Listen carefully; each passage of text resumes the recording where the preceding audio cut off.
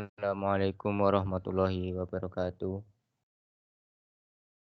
Eee, pada yang terhormat Bapak Selamat dan Bapak Asroni selaku dosen mata kuliah Sistem Kecerdasan Bisnis. Di sini saya, memperkenalkan diri terlebih dahulu. Nama saya Muhammad Zahid Rahmatullah, eee, angkatan 2017, NIM 126. Di sini saya akan mempresentasikan OJP project yang berjudul Implementasi Algoritma K-means untuk mengelompokkan hasil tes baca Al-Quran. Yang pertama adalah latar belakangnya. Mengelompokkan hasil tes baca Al-Quran adalah salah satu cara untuk mengetahui tingkat kemampuan dari masing-masing mahasiswa dalam membaca Al-Quran. Dengan adanya data tersebut, maka akan mempermudah kampus untuk melakukan tindakan lanjutan bagi mahasiswa-mahasiswanya.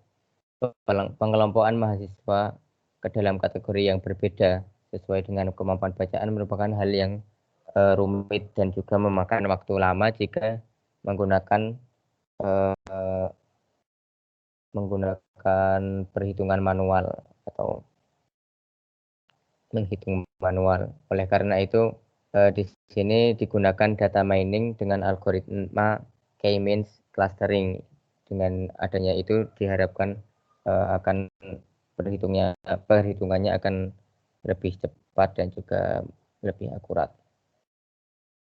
Hasil penelitian ini berupa pengelompokan mahasiswa berdasarkan 4 klaster, yaitu yang pertama bacaan yang sangat baik, kemudian bacaan yang baik, kemudian cukup, dan bacaan yang masih buruk. Pengujian dilakukan menggunakan aplikasi RapidMiner. Tujuannya sini seperti yang sudah saya sampaikan tadi, yaitu mengelompokkan hasil tes baca Al-Quran menjadi 4 klaster. Mohon maaf ini salah ketik, yang seharusnya adalah 4 klaster. Yang pertama sangat baik, baik, cukup, dan buruk. Kemudian untuk metodenya, yang pertama adalah pengumpulan data. Di sini data diambil dari penilaian yang sudah dilakukan oleh penguji bacaannya, dan yang dinilai ada 3 item. Yang pertama adalah makhrijul huruf, kemudian penerapan tajwidnya, dan juga yang terakhir adalah kelancaran ketika membaca. Nilai yang dimasukkan adalah berupa nominal angka. Kemudian selanjutnya adalah pre-processing atau cleaning, yaitu membersihkan data. Sebelum proses data mining dapat dilakukan, perlu dilakukan proses cleaning pada data yang menjadi fokus KDD.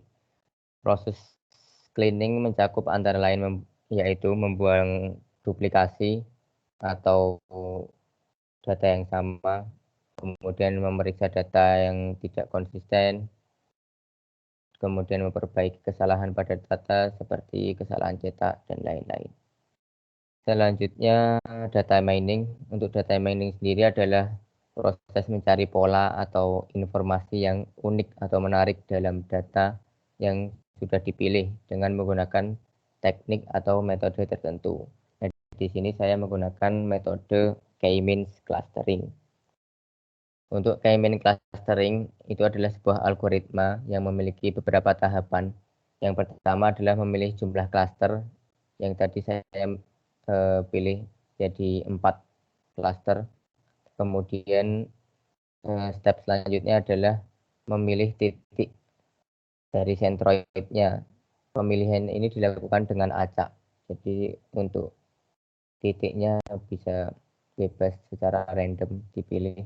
Kemudian selanjutnya adalah menetapkan semua poin ke pusat klaster terdekat. Step selanjutnya menghitung ulang sentroid dari klaster yang baru terbentuk. Kemudian step terakhir mengulangi langkah 3 dan 4 hingga tidak ada perubahan lagi. Kemudian untuk proses clusteringnya di sini sebenarnya untuk RapidMiner tinggal input data, kemudian memasukkan jenis algoritmanya, kemudian bisa langsung di-run. tapi di sini saya akan sedikit menjelaskan untuk proses clusteringnya. Yang pertama adalah menentukan pusat klaster awalnya, yaitu yang tadi sudah dibagi menjadi 4 klaster. Kemudian ini untuk data-datanya, contoh datanya, yaitu ada nama, kemudian nilainya terbagi menjadi 3, makhraj, tajwid, dan kelancaran.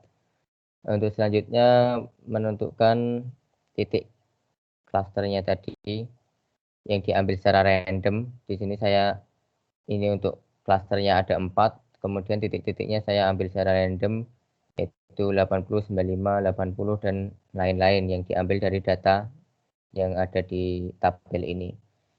Kemudian selanjutnya menghitung jarak dengan pusat klasternya. Untuk rumusnya bisa dilihat di sini untuk rumusnya. Kemudian yang selanjutnya adalah mengelompokkan data. Yang langkah selanjutnya adalah untuk mengalokasikan masing-masing data ke dalam centroid yang paling dekat. Dalam mengalokasikan kembali data ke dalam masing-masing klaster didasarkan pada perbandingan jarak antara data dengan centroid setiap klaster yang ada. Selanjutnya adalah melakukan iterasi. Lakukan iterasi, kemudian tentukan posisi centroid baru dengan menggunakan persamaan awal tadi atau persamaan yang pertama tadi, langkah pertama. Kemudian ulangi langkah 3 jika posisi centroid yang baru tidak posisi centroid baru tidak sama. Jika posisi klasternya tidak berubah, maka dapat disimpulkan bahwa proses iterasi dapat dihentikan. Kemudian didapatkan hasil klasternya. Untuk implementasi ke Rapidnya mungkin mudah, jadi di sini saya tidak memaparkan. Jadi cukup sekian dari saya. Wassalamualaikum warahmatullahi wabarakatuh.